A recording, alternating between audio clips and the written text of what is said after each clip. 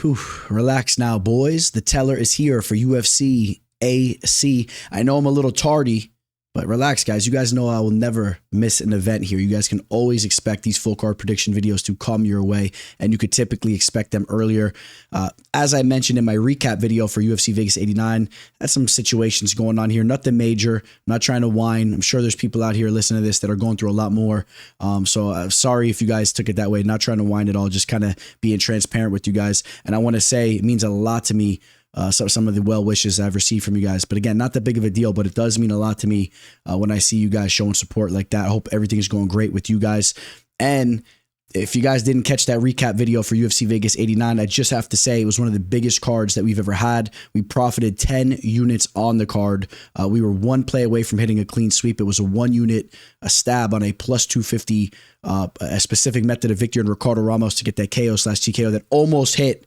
Let's not go too much into that, but that would have been a clean sweep if we would have hit that. Would have went 5 for 5, but we absolutely cleaned up, and I'm looking to take those units and throw it right into this AC card. And then remember, we got UFC Vegas 90, which is another so-so type of card, but then we got the big UFC 300, all right? And I see some bets that I'm looking to target over these next 3 events. All right, I see some excellent spots to make some money. So hopefully you guys are seeing what I'm seeing. And also, if you guys want to work with me, don't forget, reach out to me. But this fight's huge here. Erin Blanchfield ranked the number 2 fighter in the division, taking on the number 3 fighter in Fiorot. This fight right here, it's potentially a number 1 contender spot. We know that we have Valentina Shevchenko taking on the current champ. You know, I guess you can call her the champ. There's been some funny business going on, but Alexa Grasso. Hopefully they will settle that once and for all after the Ultimate Fighter.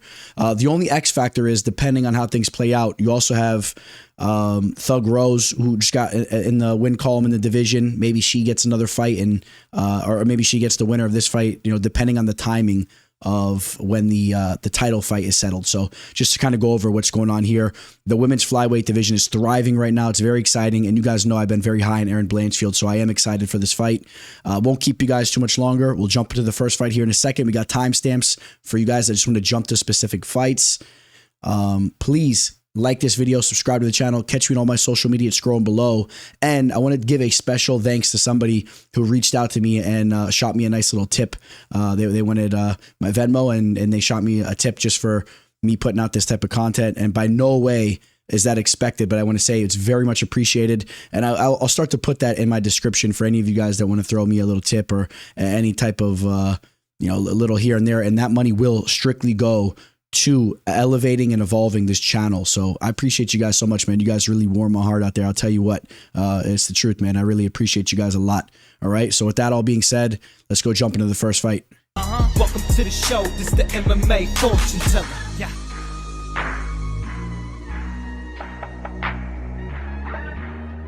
The MMA fortune teller.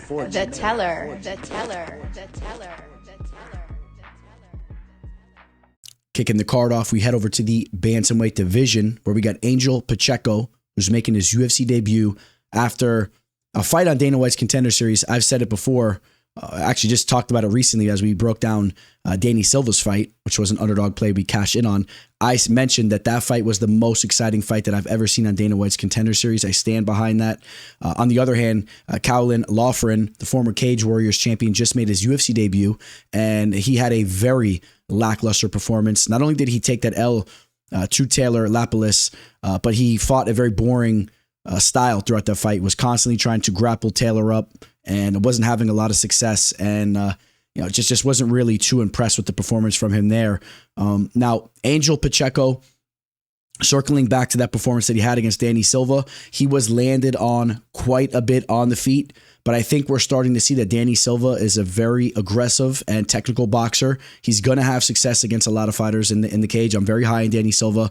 The heart and the chin that Pacheco showed throughout that fight was ridiculous. It makes me feel that Caolán's going to have a very tough time getting him out of there.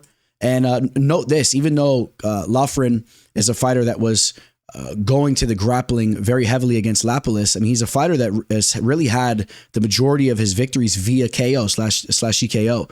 Out of his 8 victories, 5 of them coming by way of knockout. And when you want to talk about his striking, I have not been impressed with his striking. I really haven't. You break down tape on him, you pull up some of his Cage Warriors fights. He's very stiff. It's like he's almost fighting like he has a 2x4 duct taped to his spine, and he's very upright. And I'm not crazy about his overall game at this point. Now, he's still young. He's 27 years old, and I like the attitude that he brings into the cage. He has that energy, like he's ready to go to war. But I know that Angel Pacheco is actually about that life. He is actually ready to go to war. Okay, so still need to see a lot more from Pacheco. And you see his ear there, that ear looking a little reminiscent to something that's been going around the internet. If you guys caught that, I saw that whole thing. But Pacheco, speaking of going to war, Pacheco is really about that life. He's ready to go to war. I think that he'll be prepared for this spot here. Let's go slide over to the odds so we can kind of see what we're talking about here even more so, because as you guys can tell from my energy, I'm not in agreement with a minus 375 money line on Caolán Loughran here. I don't understand why this line opened up on my bookie at 325 and why there's action coming in on him touching now 375. I think that Loughran's going to look to push the grappling once again. If he's going to have success in this fight, I think that he has to consistently get takedowns and he has to hold Pacheco down.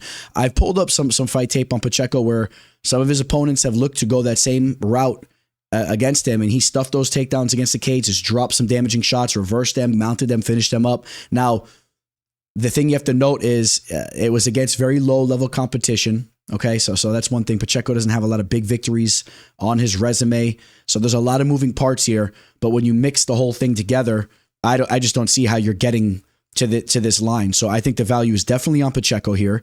I've seen him as high as plus 285. If you guys can see that right now on BetOnline, he's a plus 285. I don't know how that line is there. Okay, so you guys know the fight game. Caolán may come out here and look better than ever. He may settle in and he might get a lot of takedowns and really have success in this fight. I don't really see him getting the better of Pacheco. Pacheco's there to be hit, but I'm not overly impressed with the striking of Loughran. And Pacheco has decent boxing that he'll deliver back to Loughran. So if Loughran's slacking there with his striking defense, if he's all upright and stiff, he can get cracked himself. Another thing I like going for Pacheco here is he's the more naturally larger fighter. You have a 2-inch reach advantage. He's 2 inches taller, has a little bit of a better frame here. Loughran a little bit more stout and stocky. So yeah, I'm actually going to take Angel Pacheco to get the job done here. I'm going to say he wins a decision, but I wouldn't be shocked if he actually gets a knockout or a TKO as Loughran's pushing with the grappling. Maybe Pacheco stifles him quite a bit and counters him up. Pacheco also has 5 knockout victories out of his 7 wins. Okay, 71% of his victories coming by way of KO/TKO, all against low-level competition, though. You do have to note that. So, listen, this is one of those types of fights. A lot of moving parts, like I said. We'll see how it plays out, but I do not feel comfortable targeting Loughran with this high money line. And again, stay tuned for that prop edition video that we'll do for this card. But we're talking money lines and who we're picking for these fights in this video. And I'm actually picking Angel Pacheco, even though he's as high on some of these books as a plus 285 underdog. This is a good one in the middleweight division. And I'm not sure if this fight will stay at this slot on the card. It shouldn't be the second fight into this event. I mean, I could see this fight being on the main card. Andre Petroski taking on Jacob Malkoun. Jacob Malkoun, 28 years old, and he's been looking phenomenal. It's funny because he's 7-3 as a pro, but that does not sum him up as a fighter at all. You guys know he should have just had a victory over Cody Brundage. He got DQ'd. That was an unfortunate situation there. He took that DQ due to an illegal elbow to the back of the head when he was raining down shots on Brundage, and he was in way to finish him. That was a very frustrating situation for me. I had him in a 2-team parlay, hit the first leg that was on way to cashing, and it was one of those situations where you're just like, what the fuck's going on, But before that, handles Nick Maximov, who's a fighter that Petroski also has a victory over. Petroski subbed him. You go to the Brendan Allen loss, a lot of people thought that he won that fight. And if he would have got the nod in that decision, and that was a very close fight, he performed very well. If he would have got the decision there, I think that he would be on the fast track right now. I mean, Brendan Allen has a main event fight coming up next weekend against Chris Curtis. Brendan Allen's right in the mix to be fighting for the belt. So don't be surprised, though, when Malkoun catches up, because Malkoun is the truth. I think he's a very good fighter. Had that one mistake in his debut where he got knocked out in 18 seconds by Phil Hawes. If they were to run that fight back, I think you guys know how that fight goes. Just a little bit of a learning curve. At the time, he was very young. He was 28. He's 28 years old now. That took place 4 years ago. He's 24 years old, making his UFC debut, and didn't have a lot of pro experience. So he's a very, very poised fighter. He's really hitting his stride. He has the grappling. The thing I like about him in this spot is, Petroski's an explosive athlete that could do a little bit of it all. He could sub you. He could knock you out. But I like the fact that Malkoun is a little bit of a smoother fighter. Okay, if you guys know what I'm saying here, he transitions in a much more smooth way. Petroski's a little herky-jerky at times, and I could see Malkoun just kind of relaxing into this fight, and I could see Malkoun getting on top of Petroski, putting him in some difficult situations, and Malkoun striking is only getting better and better. Okay, so I say all that just to also mention that Petroski's been looking phenomenal. I think that he's a very good fighter, and I talked about that card that took place, what was it, 2 events ago, where I had all these fighters. It was 2 events ago where I had all these fighters that follow me in IG. It was weird. They were like all on one card, and I had to pick against them, and a lot of them see it, and some of them like my post. But luckily, I picked that card pretty well. So like guys like Isaac Delgarian, who sees my post often, I'm sure he's seen all the content I was putting out, picked against them. But hey, at least... Oh, let's not dive too much in that fight. But Andre Petroski is a fighter that always shows me love on IG, and he'll probably see my selection here, but it is what it is. I got to keep it professional. Got much love for Andre Petroski, the king of the rats there. It's a little insider thing if you guys know from The Ultimate Fighter, but I am on Jacob Malkoun. It's just I can't pick Petroski in this spot. Malkoun has just looked so good, and I'm high on him. I'm very high on him. Now Malkoun opened up as a -200 on my bookie. He's now -230. So he's cruising his way to really being a hefty favorite here against a respectable fighter in Petroski. I'm not going to say that the line. I'm not going to say I'm crazy about it as it starts to hit like -250. I think the line is getting a little steep there, especially Petroski will have a little bit of a hometown edge. I know he'll be coming into this fight very hungry. He'll have the crowd going for him. He's fighting in his backyard, and he's a game fighter. He's a game dude. He's going to show up. But with that all being said, I still would rather be on the Malkoun side, even as this line starts to continue to creep up. Once it gets to like 260, 270, then I'll pump the brakes. But I would still rather be on the Malkoun side of things, because I think that he's going to get his hand raised. So that's just the way I see this fight going down. And, does Malkoun get a finish? The majority of his victories have been coming by way of decision. He's not shy to stifle his opponent, kind of control him down in the mat. But as of recently, he's starting to pick it up a little bit more. And you see the ground and pounds getting nasty. We saw what he did against Brundage. Petroski has been finished in all of his losses, so would not be surprised if we see a late finish for Malkoun. We've seen Petroski slow down late in some of his fights. Remember how his performance went against Brian Battle on The Ultimate Fighter? We've seen him kind of slow down a little bit. Malkoun will be in his face nonstop, so maybe a late finish for Malkoun, and that could go either TKO or sub, because he has all types of skills there. So I know he doesn't have any pro subs, but trust me, he has a nasty sub game as well. He has a solid grappling base. So if he hurts Petroski, maybe he sinks in a rear naked choke, or he just gets the TKO late in this fight. So that should be a good one there. So of course, this card is headlined by a women's flyweight matchup. Early on in the card, we have a nice little women's flyweight matchup too. Melissa Gatto taking on Victoria Dudakova. Melissa Gatto on a 2-fight losing skid, but she's a good fighter, and some people had her winning that fight against Erin Lipski. In fact, it was a split decision loss for her. Some people thought that she was up 2 rounds going into that 3rd round. And let's also note, Erin Lipski has really settled in as a fighter. She's a fighter that is now on a 3-fight winning streak. Just finished Casey O'Neill. She's really looked good. So just understand that Gatto was going tit for tat with Lipski, and some people had her winning that fight. Before that, she did lose to Tracy Cortez. Cortez is a fighter. She's 11-1, and she's been on an absolute tear. She's on a huge win streak. She lost back in Invicta in 2017, and since then she's just been wreaking havoc. Just defeated Jasmine Jasudavicius as well. So just understand that Tracy Cortez and Erin Lipski are both high-level opponents in the division. Victoria Dudakova hasn't necessarily shown that she's that type of level of a fighter. She's young. She's 25 years old. She still has time to prove that, but she's coming off a performance against Jinyu Frey that wasn't that impressive as far as I'm concerned. And don't forget, in the second round, she spent almost her entire she spent almost that entire round on her back. I worry a little bit for her if Melissa Gatto can get on top of her at some point in time in this fight. I think Gatto is a lot more of a dangerous fighter with her Brazilian Jiu-Jitsu than a Jinyu Frey. Besides that, Melissa Gatto, she's very rangy and lanky for this division. She throws awkward types of strikes, and we saw her finish Sijara Eubanks with that nasty little front kick to the midsection, finished her up there. And, Melissa Gatto, yeah, I think there's some things working for her in this matchup.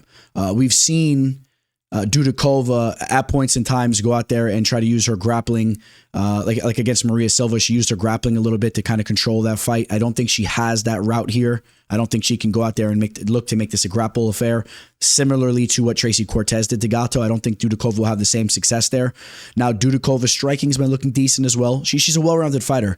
Her striking's been looking a little bit better. Like, she was out striking Jinyu Frey in that fight, but I don't really see her getting the better of Gatto. She may. It's a close fight. She may get the better of the striking, but I would kind of lean towards Gatto's way. She held her own. She has good footwork. She mixes in the kicks. She looked good striking it out with Erin Lipski, which I think Erin Lipski is a step ahead of Dudakova right now. Time will tell how that plays out. Just also note, Dudakova is a young fighter. You're going to see rapid growth in her game. Let's go take a look at the money line on this fight. Melissa Gatto opened up on Jazz Sports at a minus 160. Did touch minus 172, so we had action coming in on her, and then we seen it dip back the other way with action coming in on Dudakova. Gatto is now a minus 154 on Jazz Sports. Let's go take a look at Bovada, who you guys know that's who I work with, which, sneak peek, I may be working with a different sports book moving forward starting in April, so I'm excited to break that news with you guys. Might have a new partnership on the horizon. We'll see how that goes, but Melissa Gatto opening up as a minus 155 on Bovada, touched a minus 165, and the same kind of thing kind of went back the other way. Not as much as movement as the other sportsbook, but still you kind of see the same kind of trend going on. I would expect Gatto to settle in right around a minus 145, 150. Maybe it just kind of settles in right around a 145. Gatto probably is going to be the slight favorite here. And I like being on the Gatto side, but as far as from a betting perspective, I have this fight capped a little bit closer. I would say the value would still almost be on Dudakova if you're catching underdog odds around plus 130 or whatnot. I would say the value is on a Dudakova, but if it tightens up a little bit more so, then I would say the value is on Gatto. So just keep an eye and monitor the line movement here. I wouldn't want to be coughing up too much for Gatto here. I have a very minuscule edge on her. Okay, so just to make that clear here. And obviously this is a fight that you're probably going to favor to go to decision. But at the same time, Gatto, she's shown to be dangerous. Maybe she pulls off some type of sub down on the mat. Maybe she lands some type of wiry strike again, some lengthy kick that somehow lands the mark to the midsection. Wouldn't count on that though. But I like being on the Gatto side. Just be careful. Do not chalk up a lot to get on her here. It's not worth it. So this is going to be a fun one. I got this fight circled down. I'm very excited for it. This is a rematch. If you guys don't know or didn't remember, this was a fight that took place back in 2020 over at Brave. And Anton Turkalj, he came out victorious over Ibo Aslan, was able to get that rear naked choke in the second round. Now, Ibo Aslan, the Turkish fighter, this dude is a serious threat, especially early on in his fights. We just saw him get a first round knockout against Paulo Hanato Jr. on Dana White's Contender Series, got the contract. Now, you take a look at almost all of his victories, essentially. In fact, he left the first round back in 2018, but besides that, every single one of his victories have been in the first round, okay? And you take a look at the Anton fight. He had a lot of success in the first round. He looked very good. I was landing damaging shots, even settled in on top of Anton down in the mat, was using some grappling down there as well. But as soon as the fight went to the second round, it was a different fight. It was a different match. Whoa. Excuse me there, guys. It was a completely different fight once it got to the second round. And we know Anton is a fighter that really likes to push with his grappling. He's not the most exciting fighter. We saw him get that victory in Dana White's Contender Series against Acacio dos Santos, strictly use his grappling, and then the UFC kind of fed him to the wolves from a stylistic standpoint, right? 3 times in a row, threw him to the wolves, and he's on a 3-fight losing skid. Here's the thing. Even though he doesn't have the most exciting fighting style, I think that the UFC still kind of likes him as a fighter, and I think they see some potential with him. He's a character, and you guys know I've been yelling this from the rooftops forever. You know, if these fighters just kind of become a character and make a little bit of a name for themselves, they have more leeway to lose some fights. Okay, so this is a guy that still has a personality and whatnot. And you guys know he kind of plays that Val Venus role. If you guys remember Val Venus from the WF, he's kind of like a ladies' man type of dude. You know, he thinks he's a good looking guy. Doesn't have the most exciting fighting style. He's going to push the grappling. But this is a fight that's exciting to me. And just because, is Anton going to have success getting this fight to the mat as the fight progresses? Or is Ibo Aslan going to land some big shots early on and get him out of there? Or the other X factor, is Ibo Aslan going to show development in his game as he's maturing as a fighter? And is he going to pace himself and kind of look better in the later rounds? Okay, I've been very back and forth with how I feel about this fight. I'll let you guys know that right now. I've changed my decision very recently. And my pick for this fight is actually going to be Anton Turkalj. And I'll tell you why. The more I rewatch that first fight, I just don't know if Ibo Aslan is going to be able to, excuse me here, let me say that like this.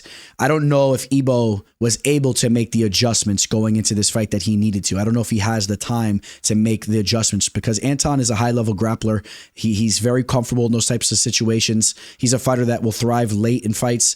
And I don't know if I want to bank on Ibo getting that first round knockout. I think Anton will kind of weather the storm, and then if you have a ticket on Ibo, or if you pick him to win this fight, once this fight goes to the second round, you're gonna feel very vulnerable, because Anton's gonna take this fight over. Now, if it's gonna go good for you, you better hope Ibo Aslan lands that big shot nice and early on and gets him out of there.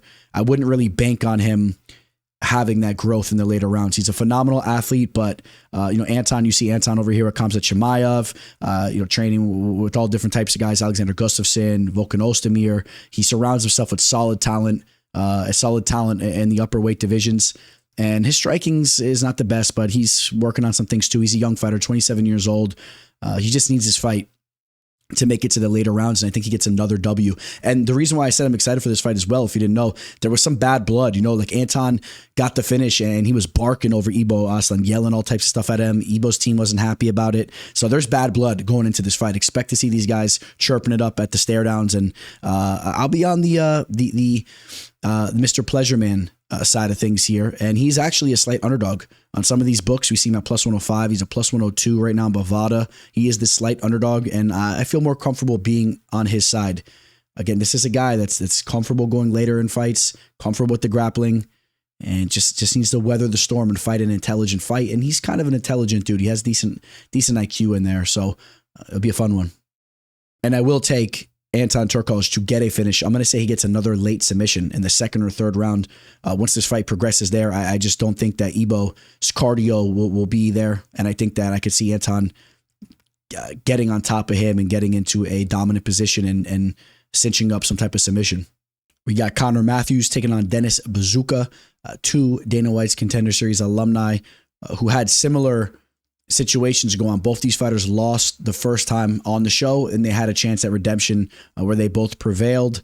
And now here they are in the UFC. So Connor Matthews, 31 years old. He's been getting in some work with the New England Cartel. I thought that he looked very good in that last fight that he had on Dana White's Contender Series against Jair Farias. Looked very good in that fight. Won a unanimous decision. Just was pushing the pace nonstop. His striking was looking good. He fights out of the southpaw stance, and he also has grappling to go along with that. I think he's just a very game fighter. He's looking good right now. Did take that L against Francis Marshall the first time on the show, and that's his only loss as a pro. Francis Marshall's a good fighter, even though we did fade Francis Marshall, and when he was just finished recently against Dolgarian. We know Isaac Dolgarian's a stud, so don't think that Francis Marshall is a scrub by any means.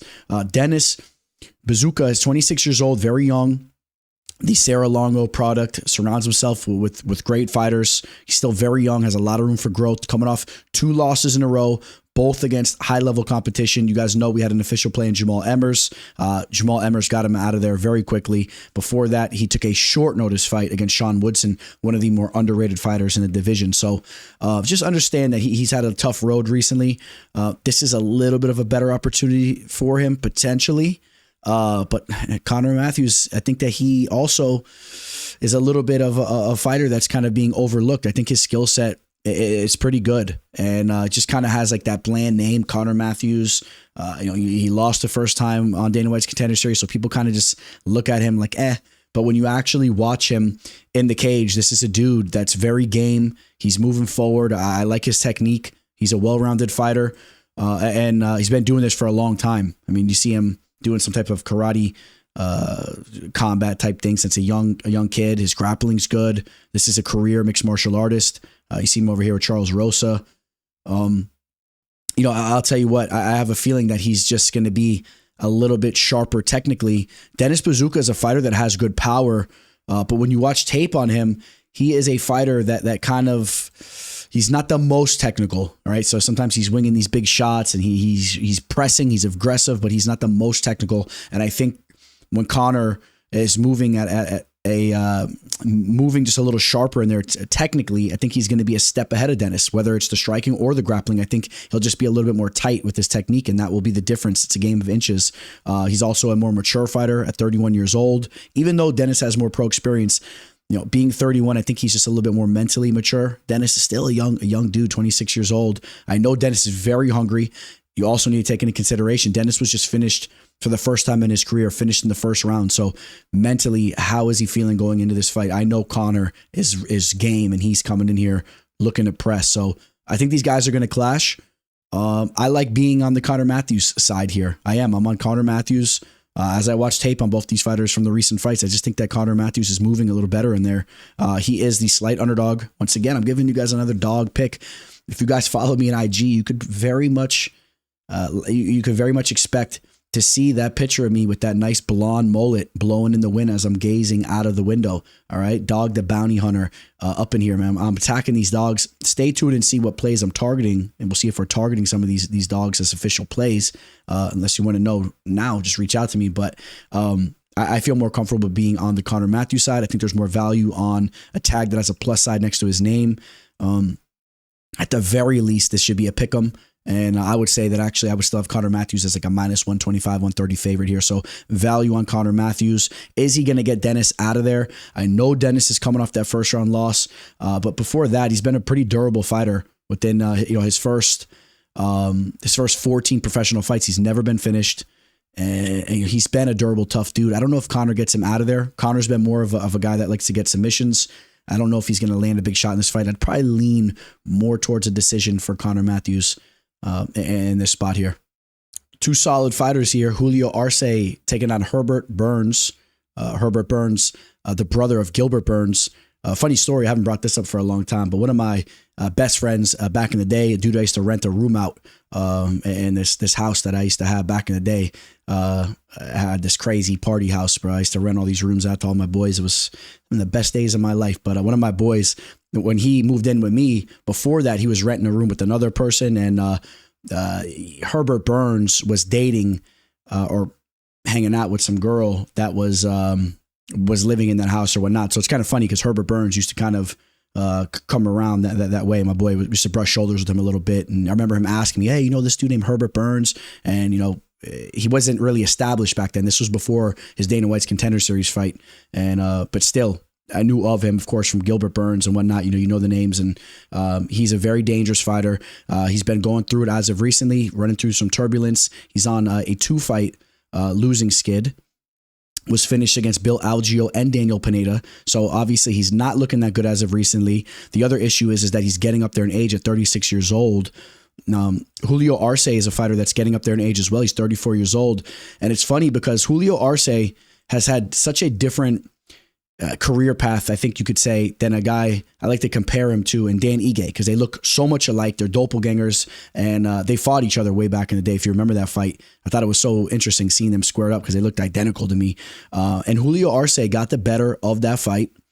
And since then, I would say Dan Ige has gone on to have the bigger fights, and he's established himself a lot more. He's been more active. Well, Arce, I think you could argue, he won that fight, and I would argue he was had the more potential in general anyway, but he's just had a real tough time stringing victories off. It's been loss, win ever since that victory against Dan Ige. Then he won against Daniel Tamer, and then it was loss, win, loss, win, loss, win, loss. You take a look at his last 3 losses, all against respectable talent in Montel Jackson, Song Yadong, and Hakeem Dawodu. Lost a split decision to Shaman Marias. If you guys remember Shaman from back in the day, But Julio Arce fights out of the southpaw stance. He's going to have the striking advantage here, in my opinion. I think you'll have opportunities to land some big shots with his boxing. Herbert Burns isn't a slouch there, but I still have Arce ahead of him there. Arce also has grappling. He's a well-rounded fighter, but Burns is dangerous with his jiu-jitsu. He's very polished down on the mat. You could probably edge him there, but all in all, I like being on the Arce side here. I think Julio Arce can get him out of there. Julio Arce has shown to be a finisher. You take a look at his 18 victories, more than half of them, 10 of them have come by way of finish, and he's knocking dudes out and he's pulling subs off. This fight can go a variety of ways, but I would favor him getting a TKO in this spot. And I'm not sure what version of Herbert Burns is going to show up here. Is he just kind of mentally checked out? Does he know he's at the end of the road and he's showing up for one more paycheck? I don't know. Is he super motivated here? And if you're doing the math, this is the time for Julio Arce to get a win because he's coming off a loss, and that's what he does. Win, loss, win, loss.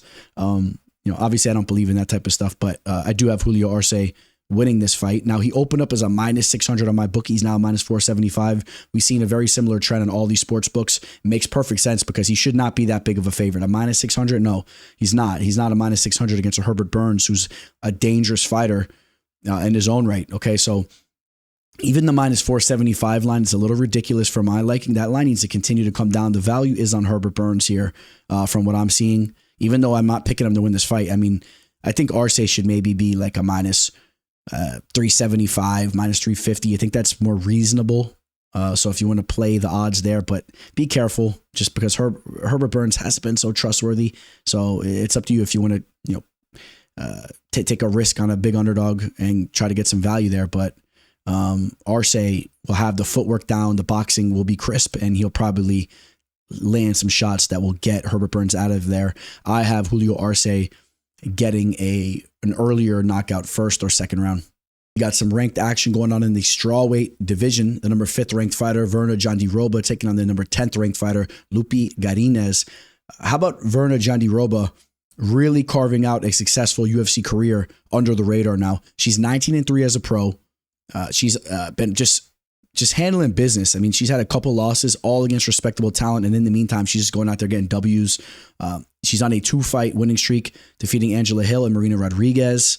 Also had victories over Kanako Murata, Felice Herrig, Mallory Martin, just to name a few victories that she's had. Losses to Mackenzie Dern, Amanda Ribas, and Carla Esparza. Okay, so all respectable talent. You kind of know what you need to do to beat her. You need to keep distance from her. You need to have proper footwork and land from the outside. You really don't want to engage in a grappling match. Now, this is an interesting matchup because Lupita Godinez is a fighter that is not shy to go to her wrestling. We know that her wrestling is her background, as you see her with her twin sister there. I don't think they're quite identical. Look a little bit different, but close enough. Two fine ladies there, but her twin, maybe not identical, Anna Paula Godinez, but both these sisters were wrestlers. So Lupi brings in that wrestling style, even though her game has evolved so much. She's very aggressive. Her striking is coming around nice. I have a lot of respect for her. You guys know I had an 8-unit max play on her a couple of months back. She cashed in for me there, and that was against a fighter that's been very flaky in the early parts of her UFC career in Emily Ducote. So he cashed in on an 8-unit play there. She's on a 4-fight winning streak, by the way, as well. Lupi's really been handling business. Just had a very toughly fought match against Tabitha Ritchie, who's legit. So this is going to be an interesting fight because if Lupi goes down to the mat, with Virna Jandiroba, it's going to be a little dangerous for her. Okay, it's going to be dangerous. Virna Jandiroba is a black belt BJJ. She's very polished there, and you got to be careful. If you're slipping, you can get caught in a sub, you can get reversed. But if Lupi can fight an intelligent fight here, keep distance, she'll get the better of the striking exchanges. I think she should use her wrestling to create space. I think she should be stuffing takedowns. Virna will come in with those awkward like step in type takedowns, those jiu-jitsu type of takedowns. And I think that Lupi should fight an intelligent fight here, keep her distance. I think she'll have the better striking, and I could see her getting the job done here. But Virna Jandiroba is a fighter you really don't want to overlook. But when it's all said and done, man, Lupita Godinez is now 30 years old. She's just looking so prime out there with her performances, and just all in all, she's looking very prime. And I think she's feeling herself right now. Virna Jandiroba, 35 years old. Virna will have a 3-inch reach advantage. She's a little bit of a longer and more naturally large frame. If she can get on top, she could really have success with her BJJ. But I'll say Lupita Godinez can maintain that space, and potentially, even if it does go down to the mat later on in the fight, Lupi could potentially control her with the wrestling and land some damaging shots. It won't be easy. Virna has a dangerous guard, but there's potential for that as well. So let's take a look at the betting odds on this fight. This should be interesting here. Lupita Godinez right around a -200. She's about a 2-1 favorite in this spot here against Jandiroba, with the comeback on her right around +170. I have Lupita Godinez to win this fight. Like I said, I'm going to favor her to win a decision. I'm going to say she does enough. Jandiroba will be looking for some opportunities to use her BJJ to put herself in. And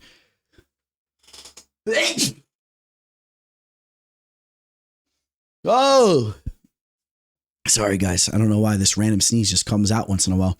But I am going to favor Lupita Godinez to win via decision. But if Jandiroba has success with some transitions and with her BJJ, she could potentially put herself in position to get the job done. And if Jandiroba is going to get the fight done, does she potentially pull off a sub? Lupi Godinez has never been subbed, but Jandiroba, more than half of her 19 victories, 10 of them have come by way of submission. So you never know, man. She has a tight grip with her chokes and whatnot. You never know. Even though a fighter's never been subbed, there's always that time around the corner. Almost every fighter is going to take an L throughout their career, and almost every fighter is going to get caught in a sub throughout their career, at least once or twice. And Jandiroba is the type of fighter that can give you that first L. So, but give me Lupita Godinez. I'm not crazy about the -200 line. This is a tricky one. I'd rather have Lupi like -165, 170. So maybe more value on Jandiroba here. I don't know. I might just be sitting back watching this fight. Nate Landwehr taking on Jamall Emmers. Let's talk about Jamall Emmers here for a second. He's a fighter that reminds me a lot of Mike Davis. We've been talking about Mike Davis here after his big performance, coming back to the octagon. Just both these fighters haven't been the most active throughout the years, but they're so talented. Jamall Emmers, he's had his share of losses. He's 20-7 as a pro, but you take a look at his losses and you just see how if he just tweaked a couple little things, he could have potentially got the job done. First and foremost, I had him beating Jack Jenkins. I thought that was a bad decision there. The Pat Sabatini loss was a fight. He got caught in a heel hook, left his leg out there, made a stupid mistake. Lost to Giga Chikazi, very talented fighter. Lost to Julian Erosa on Dana White's Contender Series, if you remember that. And that was a fight where he was slipping and he got hit with the big shot and he was shook up, but not to say that doesn't count, right? If you get hit with the big shot, you deserve to lose. But if you guys kind of understand what I'm saying, when he's hitting on all cylinders, he's a very dangerous fighter. We just targeted him on an official play against Dennis Buzukja, who we just talked about, went out there and outclassed him. Jamall Emmers has solid grappling, but his boxing and striking is very refined, has a nice frame to pump that jab. He'll have a 2-inch reach advantage here. I could really see him getting the better of Nate at range in the striking department. I think Jamall Emmers is going to box Nate's nose off. Now, Nate's a very tough guy. We've seen him go to war before, but he's not nearly as technically sound. I remember having a nice little play on him that cashed against Darren Elkins. And, they were going to war. And Darren Elkins is a fighter that can kind of grind you out and out cardio you, but he should not be a fighter that you're going tit for tat with in the striking department. And that's what was going on in that fight. Nate Landwehr was bloodied up as well. He was tagged. And I just think that Jamall Emmers in that type of fight would just completely outclass those type of fighters. And I also believe that Jamall Emmers can keep this fight standing, which is why I am on the Jamall Emmers side here. Nate's tough. and he has solid wrestling. He's going to look to get in on Jamall Emmers' hips and try to get him down to the mat and shake things up. But I just think he's going to have a tough time doing that. And I like Jamall Emmers to box Nate's face off. It's not going to be easy to get Nate out of there. He's been a very durable fighter. Just went to a decision loss against Dan Ige. Was knocked out against Julian Erosa. And knocked out against Herbert Burns. He had that. Remember that was in his debut where he had that quick start. And then he was clipped by Herbert. He was just a little overzealous in there. But just don't be mistaken. He's still a tough dude. He can eat a shot, but he can be finished as well, I guess, if you take a look at those two losses there. But, is Jamall going to get him out of there? I think that's the question that we really are talking about here, because I'm on Jamall. Let's go take a look at the money line and see what we're talking about. So Jamall Emmers, depending on what sportsbook you're looking at right now, Bovada, he is a minus 215, opened up as a minus 195. So he's creeping over that 2-1 favorite line. And I think there's still value on him, even anything 240, 250 and down. I like Jamall Emmers here. Does Jamall Emmers get him out of there? That's the question. Make sure you're tuned in for our prop and specific method of victory episode that we'll be doing. And let's see what kind of lines we're looking at there. Is Jamall going to get him out of there? Let's take a look again at some of Jamall Emmers' recent victories. Got Dennis out of there in under a minute. He really outclassed the undefeated Ashkabov, the Chechnyan, who everybody was hyped up on, who had a padded record, outclassed him, but didn't get him out of there. Didn't get Vince Cachero out of there. So besides the Dennis fight, really hasn't been getting a lot of finishes as of recently. I'll aim more towards a decision and more of a bloodied up Nate Landwehr who can survive to a decision, but would not be shocked if Jamall gets that finish as well. We got two rangy welterweights squaring off here, Chidi Njokuani and Rhys McKee. Chidi Njokuani, first and foremost, he's coming into this fight off a 3-fight losing skid, was finished in 2 of those. I would argue to you he's been facing stiff competition, though. Got finished by Michał Oleksiejczak and Gregory Rodriguez. Gregory Rodriguez is one of the dark horses in this division. He's nasty. Before that, though, Chidi was really on a roll, finishing fighters like Dusko Todorovic and Marc-Andre Barriault. Also defeated Mario Souza via knockout in the 3rd round there. That's where he got that contract on Dana White's Contender Series. I would just say this real quick. It's a shame that Chidi made his way into the UFC a little bit later in his career, because he's a fighter that I've been watching for years. I was always a fan of his brothers as well, Anthony and Njokuani, back from the WEC days. These are 2 fighters, him and his brother, they're 2 fighters that are just very technically sound. And Chidi, with a much larger frame than his brother, he's just an interesting guy to watch move in there. And he's had some solid fights throughout the years. He's defeated some really recognizable names. Took out Max Griffin back in the regional scene.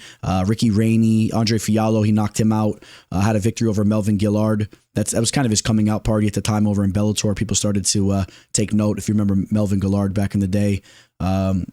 He's just an interesting fighter, but he's 35 years old and he's definitely on the back end of his career. Does he have a little bit more to offer here, though, against a fighter? And Rhys McKee, Rhys McKee, this is a guy that's very tough. He's very tough. We've seen him take some damage and continuously come forward. We saw it in his last fight against Angelusa, where I had an official play in Angelusa. Lusa couldn't get him out of there. He hurt him, but could never really get him out of there. And at the end of that fight, it was actually McKee that was marching forward. So it could be dangerous for Chidi. If Chidi doesn't get him out of there early and this fight goes to the later rounds, McKee is going to be looking to make this a dogfight late. So that's one thing you have to take note of. Also, though, as tough as Rhys McKee is, we have seen McKee finished up in the first round a couple of times. Khamzat Chimaev smashed him up in the first round. There was a couple other fights that ring a bell to me where he was finished in the first round too, on the regional scene. If you remember, he was also finished up by Tim Barnett over in Bama back in the day. If you guys remember Tim Barnett, I believe that's another very tall, rangy fighter, if I remember Tim Barnett. But he's had his moments, knocked out Jai Herbert. He also has recently had a couple knockouts, but after losing that initial stint on the UFC, losing 2 times in a row to Khamzat Chimaev and Alex Morono, he did go on a 3-fight winning streak, and then he had this second opportunity here. Now, he finished Justin Burlinson, a Dana White's Contender Series veteran, and then he also finished Jimmy Wallhead. Burlinson was also finished on DWCS, I believe. He was also knocked out. And Jimmy Wallhead is a 40-year-old fighter, Judo Jimmy Wallhead, a 40-year-old fighter that's 5'10". So just understand there's a little bit of a different type of matchup here compared to the 6'3" Chidi Njokuani. I believe he's like around 6'3" or so. He's a 75-inch height. Do the math there, but I think that Chidi will be live to land a knockout early in this fight. His Muay Thai is nasty. He's dangerous from all angles. He'll crack you with an elbow. He'll crack you with some knees in the clinch. He's sharp at bay. And I think that he could land a shot that could potentially get McKee out of there. If he doesn't, though, Rhys McKee will have the potential to make this a dogfight. Okay. But I don't know. Even though we've seen Chidi finish in 2 of his last 3 fights, I don't know if Rhys McKee has the real ability to get him out of there. I think that I shouldn't say he doesn't have the ability. He does have the ability. We have seen Chidi kind of cower a little bit when he's down on the mat. He has kind of looked for ways out of there. But I mean, Chidi is a big dude and should be durable enough to survive the onslaught from a Rhys McKee. So even if he could survive that, it goes to the judges' scorecards. He should be up tit for tat on the judges' scorecards, and I think he's more live to get a knockout in this spot. So yeah, I'm on Chidi Njokuani to get the job done here. I'm on him to get a bounce back victory. On my bookie, he's now -150. He opened up as a -240. So big action coming in on McKee here. I'm going against the grain here. I see all this action coming in on McKee. I'm not saying that Chidi should be a -240, but I'm in favor of the line coming down. I'd be patient, monitor this line, and I would still want to be on the Njokuani side. So, a lot of people like to follow the money and follow the sharps there, but I think that they're off on that. I do. I think they're off, and I like Chidi Njokuani, and I think he potentially gets a knockout in this fight early on. Bill Algeo taking on Kyle Nelson, another fight in the featherweight division. We have quite a few of them on this card. Bill Algeo, 34 years old. Kyle Nelson, 32 years old. It's kind of interesting, right? Because Kyle Nelson, he's always seemed like an older fighter. You think back at some of his fights that took place a while ago. It's crazy to think that he was in his 20s in some of those fights. He kind of has an older look to him. While on the other hand, Bill Algeo doesn't really look the 34-year-old part. He looks like a fighter that still has a lot of energy when he's in there and has a little bit more of a baby face. So I find that interesting. As we go to this matchup here, Bill Algeo, a very well-rounded fighter. He has a lot of Brazilian Jiu-Jitsu accolades. He also has a lot of Muay Thai accolades. He's a diverse fighter. Could do a little bit of it all. And he's had a lot of success in the UFC. If you really take a look at the line of work that he's done, man. I mean, it just came off a victory against Alexander Hernandez, submitted TJ Brown. Don't mind this loss here. If you guys look closely, you'll see it says grappling next to it. So don't look too much into those. He's on a 2-fight winning streak coming into this fight. He lost a split decision to Andre Fili, the very talented Fili. It was a close fight. Before that, knocks out Herbert Burns. Defeated Joe Anderson Brito. That's not something that's easily done. Okay, Joe Anderson Brito has shown to be a very solid UFC caliber fighter. Had a tough fight with Ricardo Ramos. Let me not get in on Ricardo Ramos right now because he'll stir me up, man. And then had a victory over Spike Carlisle. Spike Carlisle, a very underrated fighter, a fighter that I believe should have hung around in the UFC. It was a shame. And then the Ricardo Lamas fight. Now, in the Spike Carlisle fight and Ricardo Ramos fight, that was a fight where both those fights were fights where they really had to dig deep. There was a lot of grappling and clinching going on. And it was good to see that Algeo worked on some of those deficiencies from the Ricardo Lamas fight into the Spike Carlisle fight. I think that he's worked on that aspect of his game. That might have been the one aspect that he was kind of lacking years ago. All right, because he's nice at bay, he's tricky, throws nice leg kicks, has jiu-jitsu, but he's a little bit more of I don't want to say frail, but a thinner guy for the division. And some of these guys can kind of hang on him and bully him a little bit, or they have at times. But as of recently, he's been slick in there, man. He's been slick in the clinch. He's been maneuvering pretty well. So, I don't think that Kyle Nelson will have any real advantage there. Nelson's a strong guy, but if he's going to push the clinch and try to hang on Algeo, that's not working anyways. The judges they're not giving that any merit if it goes to the judges' scorecards.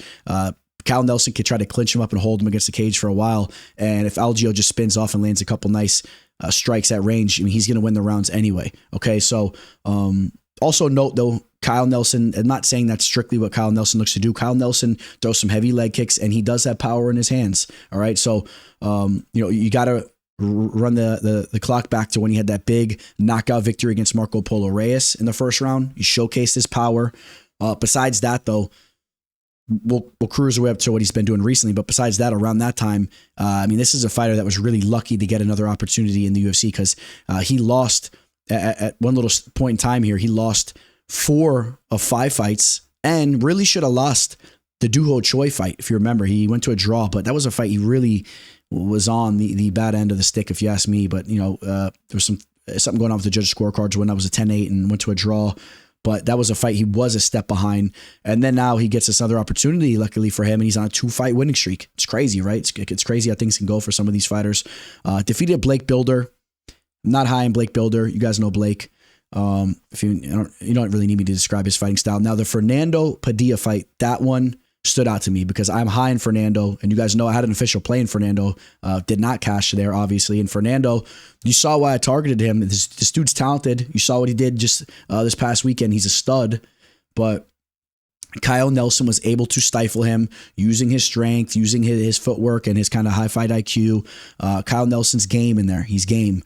I believe he is a coach at his gym as well. I mean, this is a dude that's a cerebral fighter. He knows the game from all angles. And I like this fight.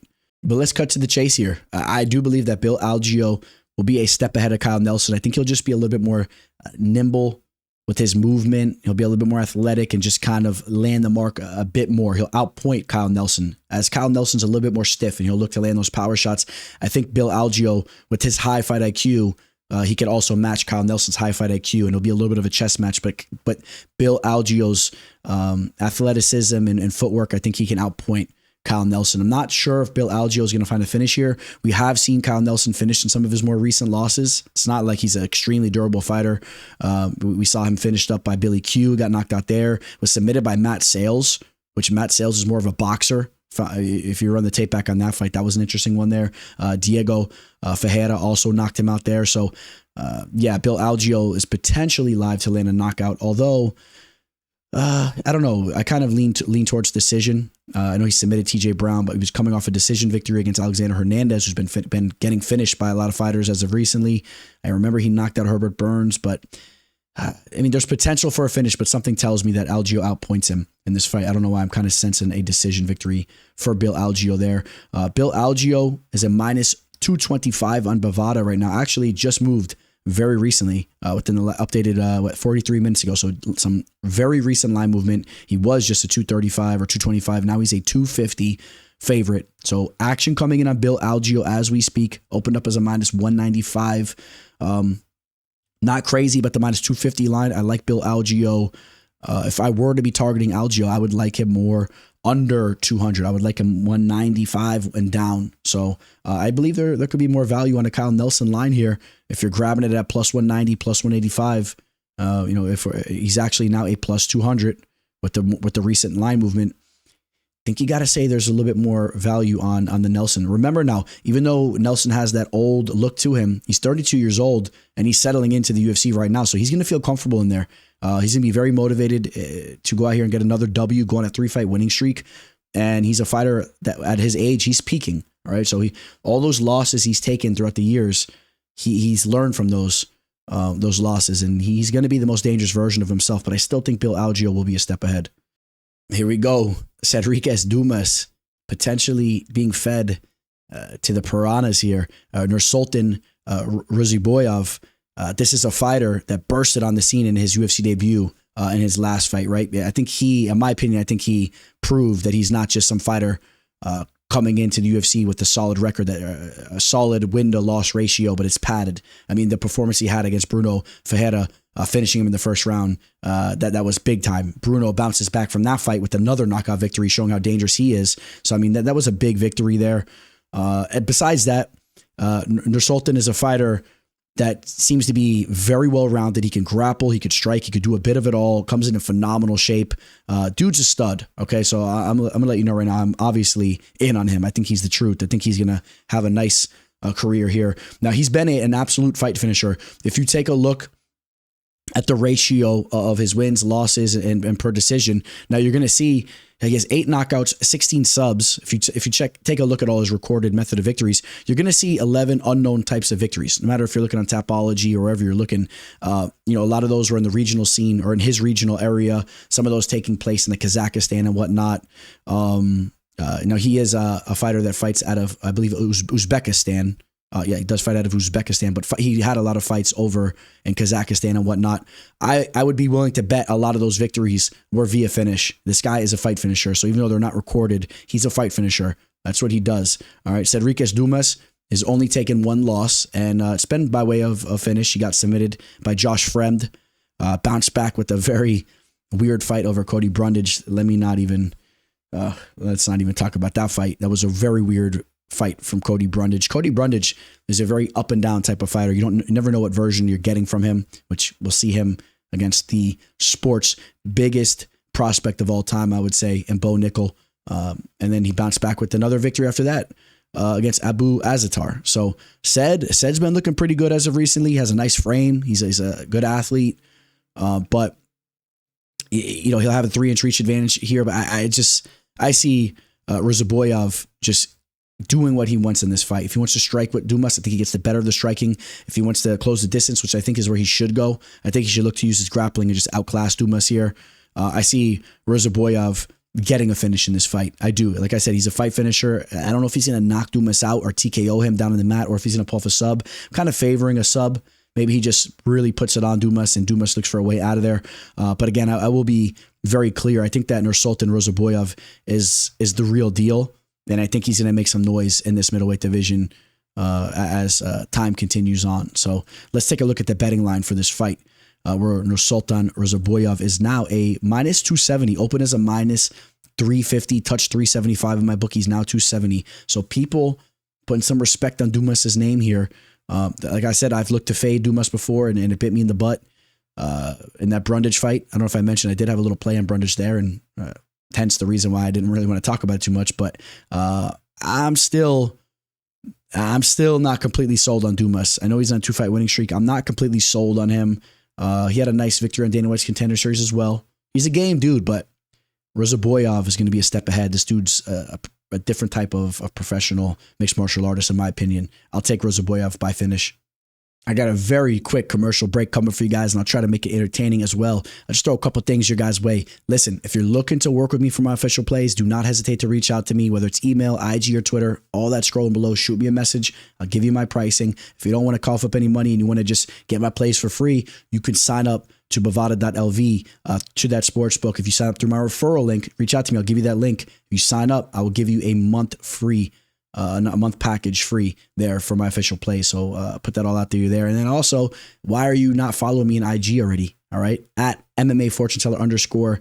You got the teller, the dog, the bounty hunter here with the yellow mullet flowing in the wind, grazing out the window. I got all types of content coming your guys' way. So a lot of funny memes, fighter reactions, fight reactions. So you could see me stressing out as I'm going to these the judges' scorecards for these official plays and celebrating when we're hitting. I got all types of solid content coming your way. So please go follow me there, and follow me on Twitter as well at the MMA Teller. Now, this one might be tough to watch, at least if you have a lot of love for Chris Weidman. I have a lot of love for Chris Weidman. One of my favorite fighters of all time. I'll never forget when he knocked Anderson Silva out the first time. Of course, the second time, checked that kick and snapped the leg, which ironically ended up happening to him down the line against Uriah Hall. But Chris Weidman was a fighter I was so excited to watch as he broke into the UFC, because I remember hearing rave reviews about him as he was being trained under Matt Serra and Longo, and came in with the wrestling background, and there was a lot of buzz behind him, okay? And he came in and delivered, right? He was an undefeated fighter for quite some time. He got his hand on the gold strap. He had some big-time performances. You remember the step-in elbow knockout that he had over Mark Munoz, the Filipino wrecking machine, if you remember him, the wrestler there. I mean, if you remember his tear, as he bursted on the scene in the UFC, he goes out there. He took out Alessio Sakara, submitted Jesse Bongfeld, submitted Filthy Tom Lawler, had a short notice fight against Damian Maia. If you guys remember this, I believe he took that fight on short notice, and there was a crazy pace, and Damian Maia was an absolute terror down in the mat or with his grappling back then, and Weidman was stuffing takedowns and was just kind of dictating the pace of that fight. Then he had that step-in elbow against Mark Munoz, and then he worked his way to a title shot where I'll never forget it, man. I had a big stack of money under the TV at a big house party, and I was a believer in Chris Weidman. And listen, as someone that has a great amount of respect for Anderson Silva, I felt that Weidman was going to be the kryptonite there. And you guys know Silva shut down everybody that tried to make a run at his title. And but I had that stack of money sitting there, And we picked that up at the end of the party. We were doing shots, and some friends of friends that were there at the house weren't so happy. But and then again, he won the rematch there, defeated Lyoto Machida, knocked out Vitor Belfort. That was a sick victory. Vitor Belfort was on the sauce, and he ground and pounded him out there in the first round. And then he threw that spinning wheel kick against Luke Rockhold, and it all went downhill. And we don't need to go on too much about his recent losses. It's been tough. It's been tough for him, man. And he's now 39 years old. This is going to be a tough spot for him. Now, I do understand that in his last performance against Brad Tavares, he was injured in that fight and he showed his toughness continuously going forward. If his body holds up here, I mean, this is still a guy that has the wrestling credentials and the cardio and the will to get the job done here. But I don't know if I really trust his body, first and foremost. I don't know if I trust his body, man. Bruno Silva will have the edge as far as his youth goes, his durability. Bruno Silva is one of the more underrated fighters in the game. Just because Bruno Silva is coming off some recent losses, do not let that trick you. All against high-level fighters, man. Losses to Shara Magomedov. This dude, the Bullet, is a stud. Lost to Brendan Allen. Brendan Allen making a run at the title. Knocked out Brad Tavares, okay, a common opponent of Weidman. As of recently, saw do your fight math there, but then he got submitted by Gerald Mearshart and lost to Alex Pereira, and he went tit for tat with Alex Pereira on the feet, okay? And then some big time victories before that, knocking dudes out left and right, knocking out Turman, Sanchez, and Jordan Wright. So just when you look at what he's been doing recently, just understand that even though he's been taking some losses, that doesn't sum up who Bruno Silva is as a fighter. Bruno Silva is going to be a dangerous fighter. I think he's going to knock out Chris Weidman here, unfortunately. I do.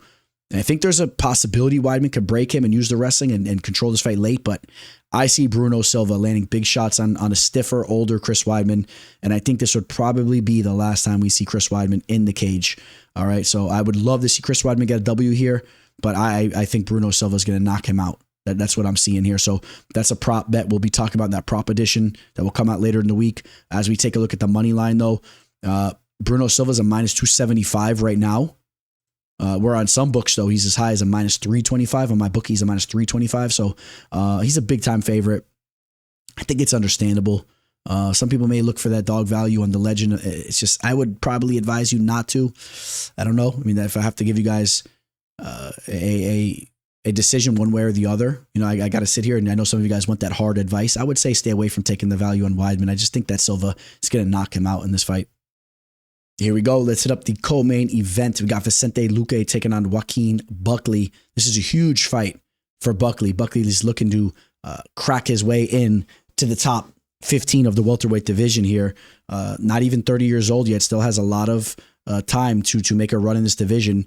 Not that I ever feel, if I'm being honest, not that I ever feel that Buckley would be a fighter that would make a run at the title, but I think he is a fighter that could hang around in the top 15 and put on some very exciting fights and establish himself as just a very legitimate UFC fighter that will make a ton of money throughout his career as he delivers these fan-friendly type of fights.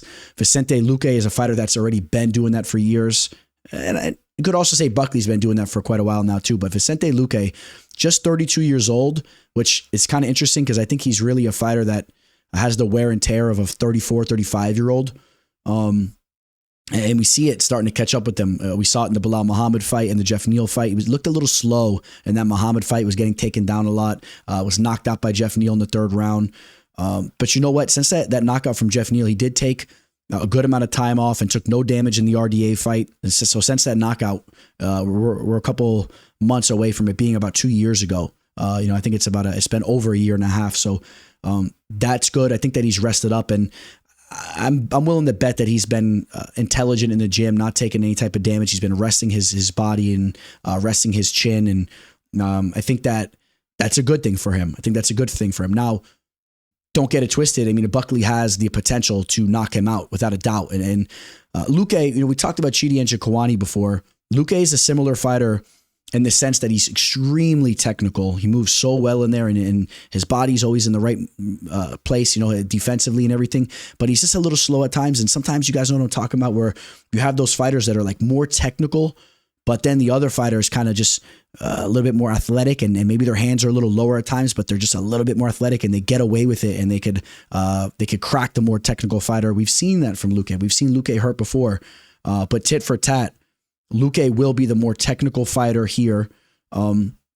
And as long as he doesn't get hit with a huge shot that shakes up this fight, I do think that Luque will get the better of Buckley from a point standpoint. Like as they look to strike it out, I would see Luque kind of getting the better, mixing in the leg kicks and whatnot, and the judges leaning his way.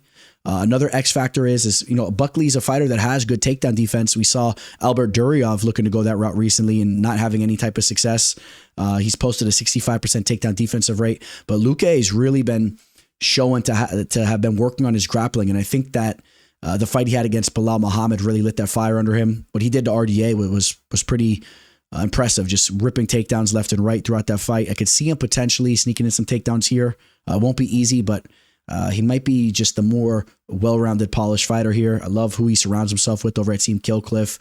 And like I said, he has that mileage on him, but I think he's been taking it easy on his body, so maybe he has a little bit of a resurgence. He's still only 32 years old, so if he paces himself, he might have one more little run in him in this division. Just not a run at the title, but another run towards the top of the division a little bit. Luque is a stud, and I'm going to side with Vicente Luque here. I like Buckley. I like watching him fight, but something tells me Vicente Luque here. Now, Vicente Luque opened up as a -150 in Bovada. He's now -110. If you take a look at all the major sports books right now, it's very interesting because they're all dead pick'em. Right now, right, as I'm recording this, every sports book that I see, DraftKings, BetOnline, Bovada, MyBookie, BetAnySports, FanDuel, all of them, they're all flat, even pick'em odds. So you're definitely picking your poison here, and I'm on the Vicente Luque side. All right, so comment below. I want to know, who do you guys have for this co-main event spot? I'm going to say Vicente Luque wins a decision, but I would not be shocked, actually, if he lands a big shot in a war and actually gets Buckley out of there. We've seen Buckley knocked out 4 times. 67% of his losses have come by way of knockout. Okay, so even though it hasn't been happening so much recently, he was knocked out by Chris Curtis, but besides that, it's been a little bit. Was knocked out back in 2021 against Alessio De Chirico. Kevin Holland knocked him out in 2020. Don't forget, we've seen him knocked out before a couple times. So Vicente Luque potentially live to land a nice little counter check hook or something like that and hurt Buckley. All right, so give me Vicente Luque, and I pick him odds. I do believe the value's on Luque here. Here we go. In the main event, we got Erin Blanchfield taking on Manon Fiorot. This is a very exciting fight, and I'll say this much. I know everyone's not going to be in agreement, but I'm a fan of women's mixed martial arts fights. I'm going to tell you guys that right now, and I just bring that up because, listen, they're not all on the same level as men's mixed martial arts as far as like the level of the lower fights. Sometimes in women's mixed martial arts, you do see some lower level fighters in the UFC where you don't really see that case with men's fighting, but there are plenty of high level women's mixed martial arts fighters, and I love watching those types of fights. And the reason why this is on my mind was just watching Rose Namajunas in there, watching Thug Rose against Amanda Ribas. I mean, that fight was just beautiful to watch.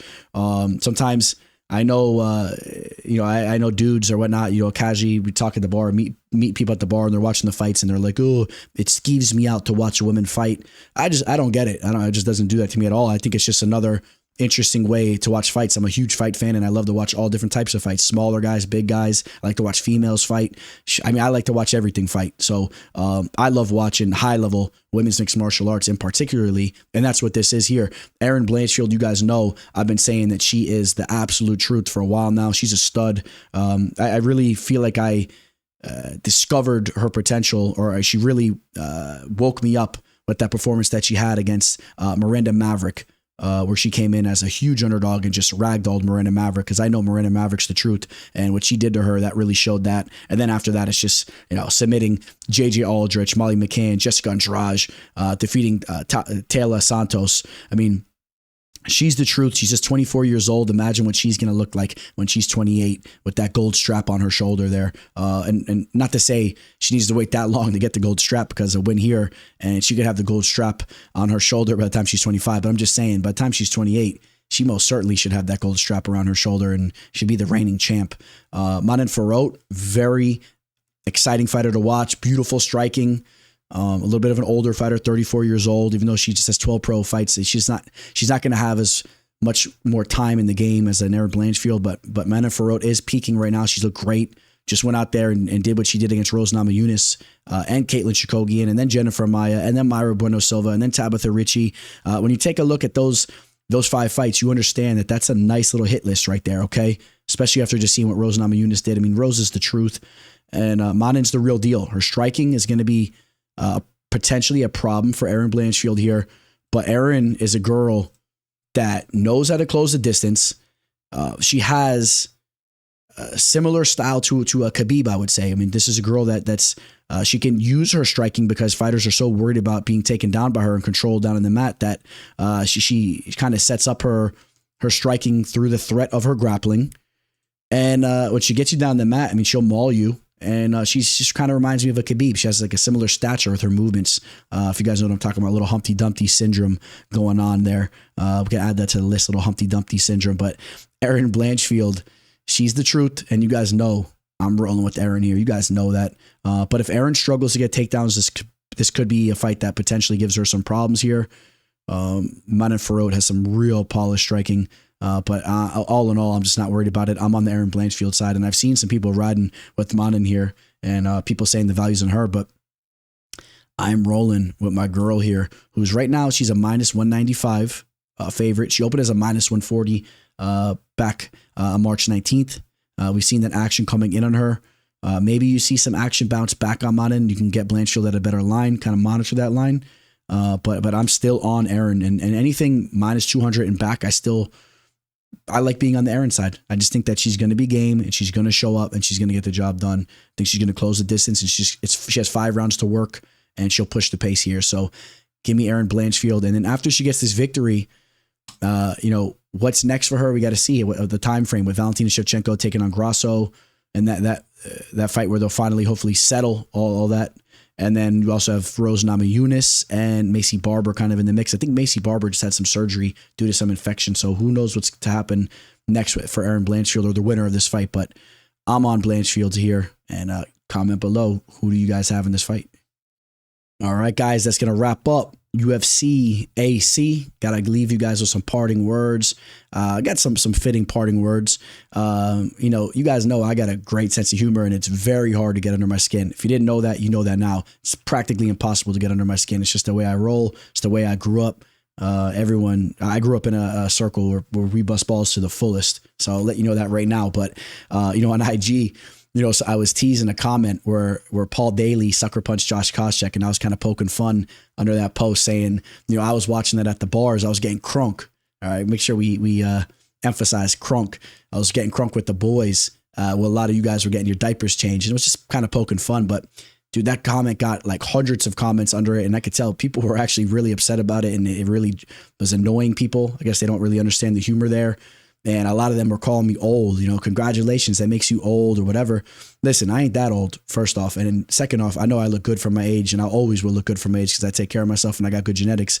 But I'll tell you what, getting old, man, every single one of you guys are going to get old. It's just, that's the part of life, okay? So if you're 22 right now, you're 18, yeah, you got your time ahead of you right now to enjoy all your prime years. But guess what? If you're lucky, you're going to be old, right? Because first off, you're lucky to even become old. All right. And as the older you get, you're winning. All right. So at the end of the day, man, if you make it to be 90, 100 years old, when you sit there and you look in the mirror, if you got all those years in the bank and someone has them to come, guess what? Their years are going to slowly end as well. It's all about getting those quality years in and enjoying your life. Okay. And you win. Okay. Because everyone's day is going to come. That's just what it is. So enjoy all your moments while you're young, embrace it, have fun. You guys know I'm always preaching that. But when you're getting those gray hairs coming in and you're getting old, take care of yourself. But you look in the mirror and be proud as you get older. Okay, be proud. You're like a buck with that huge rack on his head, right? You've been witty. You've been able to survive your years. You have your wisdom and all that. And you know what I'm saying? So think about it like that, because even for all you youngsters, you're right behind me. All right, you guys are catching up. In fact, right, you guys are catching up, because if you ain't taking care of yourself, you're aging faster than I am. So I'm proud to be aging, and I'll always have my youthfulness to me. I know that for a fact. When I get to my 90s, when I crack the hundreds, which I aim to crack the hundreds for sure, I know I'll still have my sense of humor and all that. I'll keep keep all that going. All right, so leave you guys with that. That's some food for thought for you guys. Have a profitable card. Enjoy yourself. Have a blessed week. Have a blessed weekend. And we got some big fights on the horizon. We got some big spots that we're targeting. Let's keep cashing. Signing out. Teller. Welcome to the show. This the MMA fortune teller. Yeah.